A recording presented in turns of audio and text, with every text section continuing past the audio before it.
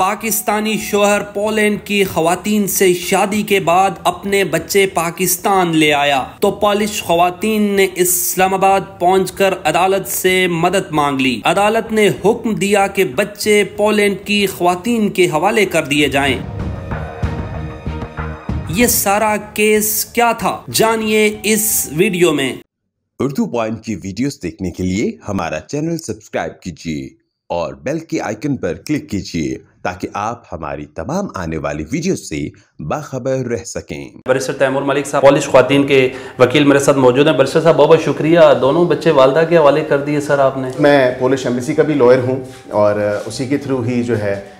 Mother's ने मुझे engage किया, बल्कि एक मदर ने किया, दूसरी जब उनको पता चला कि क्योंकि दोनों बच्चे पाकिस्तान इकट्ठे आए थे, 2 हफ्ते की टाइमलाइन के लिए आए थे, वालिदैन से यहाँ पे मिलने आए थे, जो उनके फादर थे अपनी दादा दादी से वो मिलने आए थे, लेकिन उसके बाद 2 हफ्ते का पीरियड गुजर गया और हीले बहाने करके जो है वो बच्चे यहीं पे रहे और फिर बच्चे डिसअपेयर हो गए। और वालदा जो थी इज़ा नोवैक, उन्होंने पिटिशन की इस्लामाबाद हाई कोर्ट में और बच्चे कभी कराची, कभी सियालकोट, कभी किसी शहर, कभी किसी शहर, फाइनली वो बच्चे इस्लामाबाद DHA बहरिया टाउन के एरिया से जो है लोकेट हुए। ये बताइएगा बच्चों की उम्र क्या थी? और 2 ख्वातीन थी पॉलिश, दोनों का एक की बच्ची थी, एक का बच्चा था, और शादी एक ही वो जो साहब है उनसे की हुई थी। जी, ये बेसिकली जो सलीम मोहम्मद साहब थे बच्चों के वालिद, ये कुछ अरसा पहले पोलैंड गए थे, कई साल पहले, और वहाँ पे अच्छी खासी इन्होंने अपनी रेस्टोरेंट्स और इस तरह के जो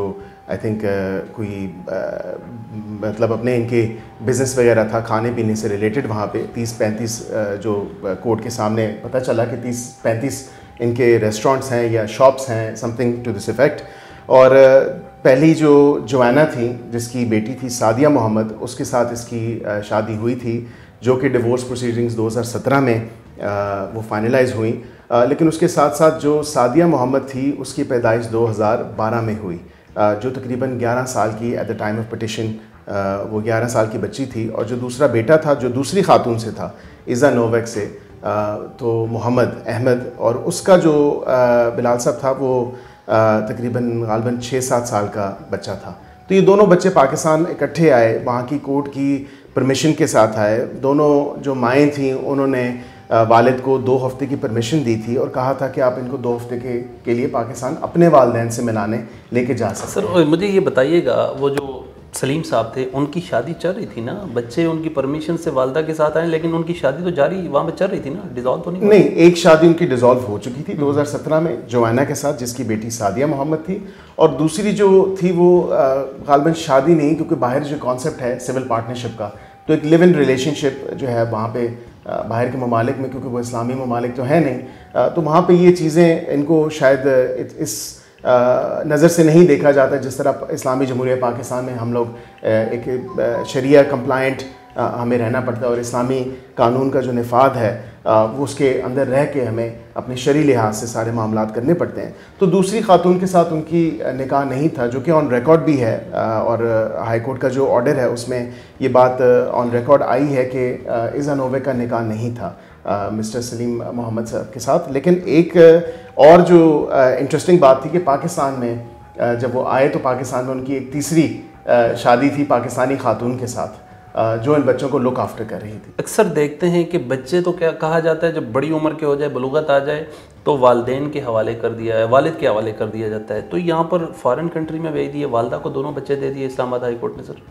ये वालिद की रजामंदी से दिए गए और बिल्कुल आपने बजा फरमाया, लेकिन उसमें एक चीज़ जो देखनी होती है लीगल एम्बिट में, वो ये कि उनकी हैबिचुअल प्लेस ऑफ रेजिडेंस कहाँ है, यूजुअल प्लेस ऑफ रेजिडेंस कहाँ पे है, और वो उनकी पोलैंड की ही थी, क्योंकि वालिद भी पोलिश नेशनल था, दोनों बच्चे भी पोलिश नेशनल थे, और वालदा के साथ ये दोनों बच्चे अपनी अपनी वालदाओं के साथ रहते थे। वालिद के साथ सिर्फ और सिर्फ कोर्ट का, वहाँ पे जो पोलिश कोर्ट का डिसीजन था उसमें यही बात वाज़िह आई और रिकॉर्ड आई कि ये बच्चे सिर्फ वीकेंड पे जो है वालिद के साथ मिला करते थे और वालिद के साथ वीकेंड पे रहा करते थे। यहाँ पे क्योंकि ना तो पाकिस्तानी कल्चर में वो पले बड़े थे, ना पाकिस्तानी कल्चर को वो समझते थे। हाँ, इस्लामी कल्चर को, क्योंकि उनका वालिद उनको मस्जिद भी लेके जाता था और इस्लामी तालीमात भी दी थी, और ये क्योंकि बच्चे जो पैदाइशी मुसलमान बच्चे थे और बच्चों पे कोई ऐसी उनकी वालदाओं ने भी कदगन नहीं लगाई थी कि आप इस मज़हब के बारे में नहीं सीख सकते या उसको प्रैक्टिस नहीं कर सकते। तो बच्चे जब पैदाइशी मुसलमान थे तो उन पे कोई कदगन या कोई लिमिटेशन नहीं थी। बरसत जो इस्लाम मुअज़्ज़ज़ अदालत है, किस बेस पर उसने अदालत ने फैसला दिया कि बच्चों की जो कस्टडी है वालदा को दी जाए, बच्चे सेफ़ है वहाँ पर फॉरेन कंट्री में से? इसमें हमारे जो कॉन्स्टिट्यूशन ऑफ पाकिस्तान है उसमें सबसे पहली तो बात है कि हमारी जो वेलफेयर है बच्चों की उसको देखा जाता है कि जो भी कोई सिटीज़न हो या कोई भी पर्सन हो जो पाकिस्तान की जुरिस्डिक्शन में मौजूद है उसकी वेलफेयर कहाँ पे है। और हैबिचुअल प्लेस ऑफ रेजिडेंस, जिस तरह मैंने कहा, क्योंकि हेग कन्वेंशन भी है हमारी इंटरनेशनल चाइल्ड अबडक्शन के ऊपर, जो कि पाकिस्तान ने वो उस कन्वेंशन को विद रिजर्वेशंस जो है एक्सीड किया है, उसको एक्सेप्ट किया है। तो बाकी दुनिया के ममालिक में भी अगर जो है बच्चे एक मुल्क से दूसरे मुल्क में और अगर मुंतकिल हो जाएं और उस मुल्क ने भी वो हेग कन्वेंशन साइन की हो, इंटरनेशनल ट्रीटीज़ हैं, उनको देखते हुए, और उसके साथ साथ जो फाजिल जज साहब हैं उन्होंने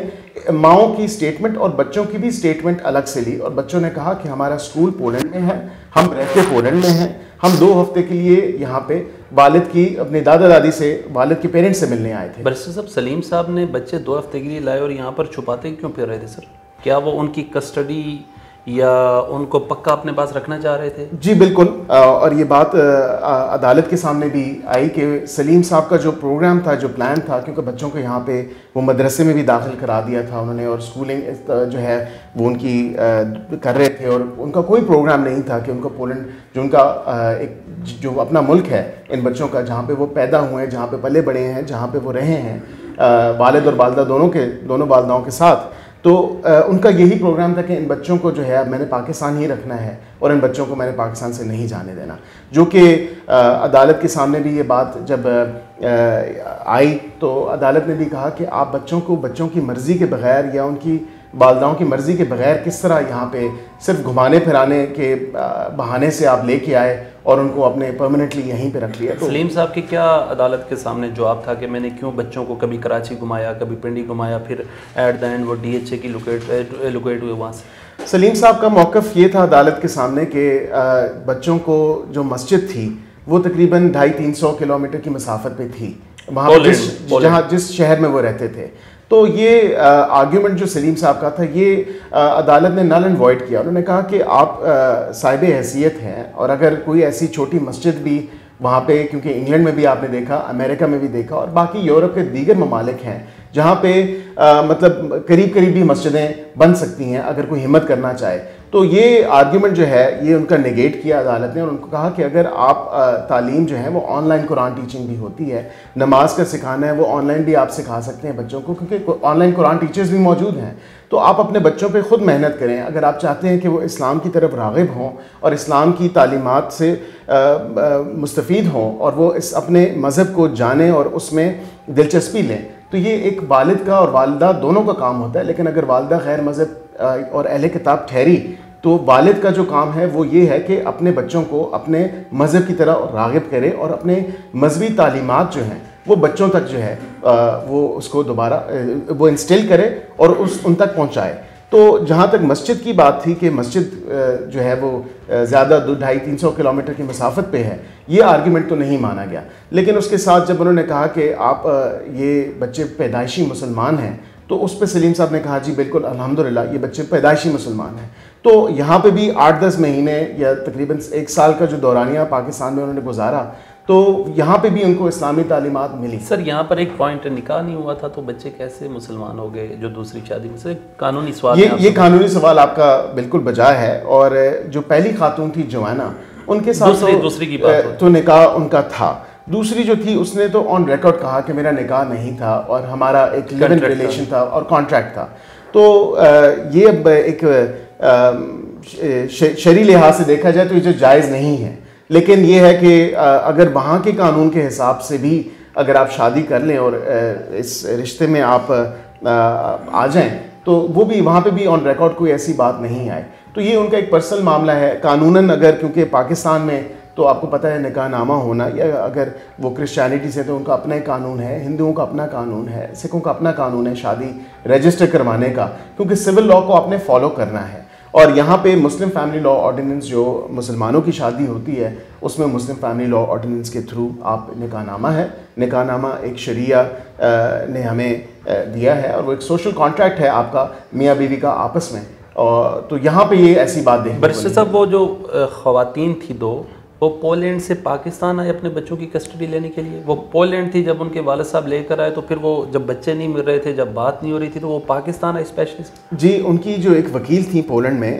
एंटोनीना, उनसे, क्योंकि वो पोलिश ज़बान ही में बात करते थे और पोलिश ज़बान मैं नहीं जानता, तो उनकी वकील के थ्रू जब मेरी बात हुई और मैंने कहा कि ये बच्चे लोकेट हो चुके हैं, क्योंकि लर्नड हमारे जो फासिल जज साहब हैं उन्होंने एक JIT तश्कील दी इसमें, जिसमें इंटेलिजेंस ब्यूरो के और नादरा के और FIA के अहलकार थे, जिन्होंने मिल के ये एक जॉइंट इन्वेस्टिगेशन टीम के में रहते हुए उन्होंने इन बच्चों को लोकेट किया, ट्रेस किया और इन बच्चों को कोर्ट के सामने प्रोड्यूस किया। जब ये हमें प्रोडक्शन की बात पता चली कि बच्चों को कोर्ट के सामने प्रोड्यूस कर दिया गया है, तो with in a day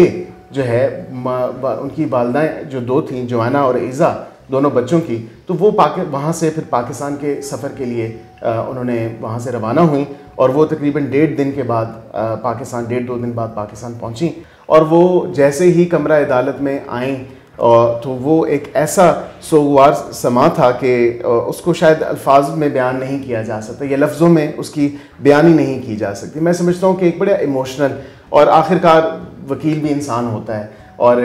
even though कि हम ट्राई करते हैं कि इमोशनल अटैचमेंट किसी केस से ना हो, और जिस दिन फाइनल आर्ग्यूमेंट्स थे मैंने उनकी वकील को कहा कि ये अब कल फाइनल आर्ग्यूमेंट्स हैं, I have done my best, जो मैं बेस्ट कर सकता था तो वो मैंने कर लिया, बाकी ये अल्लाह ताला पे मैं फ़ैसला छोड़ता हूँ, जो इन बच्चों के हक़ में बेहतर है, जो इन बच्चों के लिए बेहतर है, अल्लाह ताला मेरे से वही काम ले। और जब मैंने अपने फाइनल आर्ग्यूमेंट्स किए तो ये अल्लाह ताला की तरफ से था कि मैंने अहादीस से नबी से मैंने उसका शुरू किया अपना आर्ग्यूमेंट, और कुरान करीम की आयात से शुरू किया, और उसका अंग्रेज़ी में तर्जमा, जो माँ का रुतबा हमारे मज़हब ने दिया है जो माँओं को, हाँ वो गैर मज़हबी हो, माँ तो माँ होती है। और उस पर फिर जब मैंने बयान किया तो एक पिन ड्रॉप साइलेंस पूरे कोर्ट में थी, और पूरा कोर्ट जो है वो एक बड़ी इस ऐसी कैफियत से, अश्क बहाने वाली कैफियत से गुजर रहा था कि जो मैं बल्कि ख़ुद भी शायद उनको लफ्ज़ों में बयान ना कर सकूं।